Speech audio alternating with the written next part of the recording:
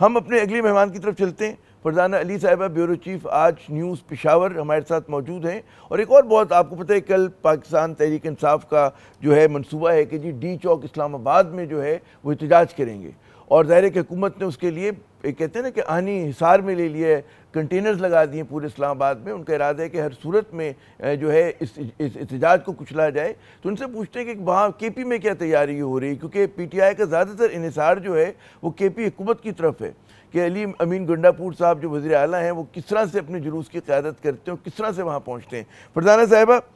اعلان تو ہو گیا ڈی چوک پہنچنے کا، وزیر اعلیٰ جو ہیں آپ کے بالکل کہتے ہیں نا جم کے یہ بات کر رہے ہیں، تیاریاں کیا ہو رہی ہیں؟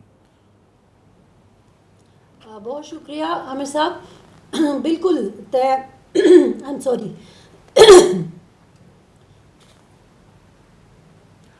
بالکل عامر صاحب، تیاریاں جو ہیں وہ عروج پر ہیں. اور جو ابھی ہمارے سامنے ایک آپ کہیں کہ تصویر سامنے آ رہی ہے، اس میں یہی ہے کہ ہمیشہ کی طرح اب بھی وزیر اعلیٰ خیبر پختونخوا علی امین گنڈا پور جو ریلی ہوگی آپ کہیں یا لے کے جا رہے ہیں لوگوں کو، پروٹیسٹر کو، ان کو لیڈ کریں گے. لیکن تھوڑی سی پچھلی جو ایک پلاننگ تھی اس سے ایک تبدیلی یہ آئی ہے کہ لاسٹ ٹائم آپ نے دیکھا ہوگا کہ جب ثوابی سے انہوں نے یہ جو سامان تھا جس میں کہ کرینے اور 1122 کی گاڑیاں تھیں یا دوسرا مشینری تھی اس کو لیا تھا تو وہ پیچھے تھی. اب یہ ہے کہ انہوں نے کہا کہ ہم 3 لیئرز کی صورت پہ چلیں گے. سب سے پہلے جو ہے وہ مشینری ہوگی تاکہ جتنی بھی رکاوٹیں ہیں ان کو پہلے ہٹایا جا سکے، اور پھر ظاہر ہے اس کو ہٹاتے ہوئے دکھانا بھی ہے، اور ان سارے منظر کو پورے پاکستان تک بھی ان کا ایک وہ ہے کہ پہنچے. تو اس کے لیے میڈیا کو جو ہے وہ اپنے سامنے رکھیں گے، اور پھر اس کے بعد وزیر اعلیٰ صاحب کا کنٹینر ہوگا، اور پیچھے سارے کا سارا جو پورے پختونخوا سے جو لوگ آئیں گے. جیسا کہ آپ نے کہا، آپ نے تو تھوڑا سا یہ کہا کہ انحصار ہوتا ہے، میرے خیال میں سارے کا سارا انحصار جو ہے وہ خیبر پختونخوا کے پروٹیسٹر پر ہی ہوتا ہے. ہم نے اکثر دیکھا کہ سب سے زیادہ پروٹیسٹ کرنے والے جو ہیں وہ خیبر پختونخوا سے ہی جاتے ہیں. لیکن اب کی بار ایک اور چیز جو ہاں کہ یہ موبلائزیشن کے لیے، لوگوں کو لانے کے لیے کیا ان کی تیاریاں ہیں، کس طرح سے اپنے کارکنوں کو یہ لوگ تیار کر رہے ہیں، کیا رابطوں کی کیا نوعیت ہے، ذرا بتائیے اس کے متعلق. جی رابطے یہ تو ایک تو یہ ہوتا ہے کہ وزیر اعلیٰ صاحب نے پچھلے 3 دن میں بڑی زبردست سی میٹنگز سی ایم ہاؤس میں کی ہیں، جس میں سارے M N As M P As کو بلایا جاتا ہے. بلکہ اگر آپ کہیں کہ یہ جو انصاف اسٹوڈنٹ فیڈریشن والے یا بلدیاتی لیول تک بھی لوگ ہیں ان کے ساتھ بھی رابطے کیے جاتے ہیں، اور تمام میں آپ کہیں کہ امیدواروں کو بھی اور اسٹوڈنٹس کے جو صدور ہوتے ہیں اور جنرل سیکرٹریز ان کو بھی بلایا جاتا ہے، اور ہر ایک کو اپنا اپنا ایک ٹاسک دیا جاتا ہے. اچھا، اس بار جو ایک ڈیفرنٹ چیز دیکھنے میں آئی ہے کہ ظاہر ہے میں نے خود بھی یہ ان کی ریلیاں کور کی ہیں جب بانی چیئرمین یہاں ہوا کرتے تھے اور لے کے جاتے تھے، تو اس میں اکثر یہ دیکھتے تھے کہ بہت سارے لوگ ڈاج کرتے ہیں، ویڈیو بنا لی، ثوابی تک چلے گئے، فوٹو لگا دیے اور پھر ثوابی سے واپس آ گئے. اب کی بار یہ بات جب خیبر پختونخوا کے وزیر اعلیٰ کو لاسٹ ٹائم پتہ چلی تو انہوں نے اب یہ بھی وارننگ دی ہے کہ میں مختلف انٹرچینج کے اوپر سی سی ٹی وی لگواؤں گا جس میں میرے لوگ موجود ہوں گے اور وہ دیکھیں گے کہ ہماری کوئی گاڑیاں واپس تو نہیں جا رہی، کیونکہ مجھے سارے لوگ ڈی چوک پہ لے کے جانے ہیں. اچھا، ایک تو یہ ہے. دوسرا یہ ہے کہ آپ نے کہا کہ اسٹریٹجی بنتی، اب ظاہر ہے لوگوں کو وسائل چاہیے. کچھ ایم این ایز اور ایم پی ایز تو ایسے ہیں یا شاید بلدیاتی لیول کے لوگ ہوں جو کہ اچھے گھرانوں سے تعلق رکھتے ہیں، امیر ہوتے ہیں، ان کے پاس پیسہ ہوتا ہے. لیکن بعض لوگ ایسے بھی ہیں ایم پی ایز میں سے، ایم این ایز میں سے، یا اسٹوڈنٹ فیڈریشن کی آپ بات کریں کہ جن کے پاس پیسے نہیں ہوتے. تو ہماری اطلاعات یہ ہے کہ 2 سے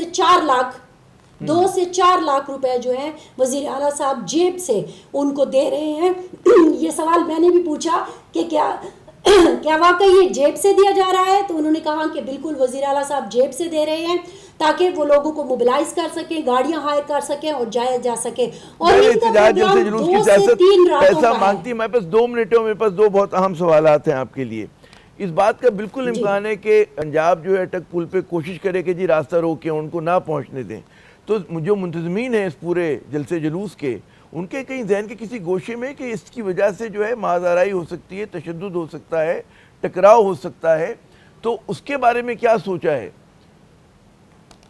اس کے لیے بھی جی مکمل طور پر پلاننگ ہے اپنے دفاع کے لیے بھی ان کی، وہ کہتے ہیں کہ یہ ہمارا دفاع ہوتا ہے تو اس کے لیے ہم ہر حد تک جائیں گے، تو اس کے لیے بھی پلاننگ ہے، اور ساتھ ہی ساتھ ظاہر ہے اگر آپ کو کہیں پڑاؤ کرنا پڑتا ہے تو ان کا بنیادی طور پر جو پلان ہے وہ 2 راتوں کا ہے کہ ہمیں شاید 2 راتوں کا تک چلنا پڑے، تو جہاں رات ہو جائے یا جہاں رک جائے، دن کے وقت تو ظاہر ہے یہ سفر کرتے رہیں گے، لیکن رات میں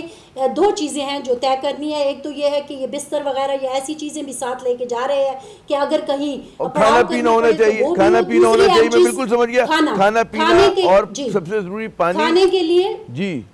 اس کے لیے کیا کھانے دے کے جا رہی ہیں یہ ہے ساتھ؟ کہ نہ صرف پختونخوا بلکہ پنجاب کے لوگوں کو بھی پیسے بھجوائے گئے ہیں کہ اگر ہمیں اٹک ہم کراس کر لیتے ہیں اور پنجاب میں انٹر ہو جاتے ہیں تو جو سیف جگہ ہے وہاں پہ ہمیں کھانا پہنچایا جائے، کیونکہ پچھلی مرتبہ ظاہر ہے کہ حکومت پنجاب نے ہم نے دیکھا کہ دکانیں بند کرا دی تھیں، ہوٹلز بند کرا دیے تھے۔ اچھا آخری سوال کہ جو اب مہاجرائی کی سیاست ہے تو کہیں پر بیک آف دا مائنڈ صوبائی حکومت کے ہے کہ بھائی ہو سکتا ہے کہ کل کو کہیں گورنر راج نہ لگا دے وہاں پر، اس چیز کا کوئی امکان یہ لوگ بات کرتے ہیں آپس میں؟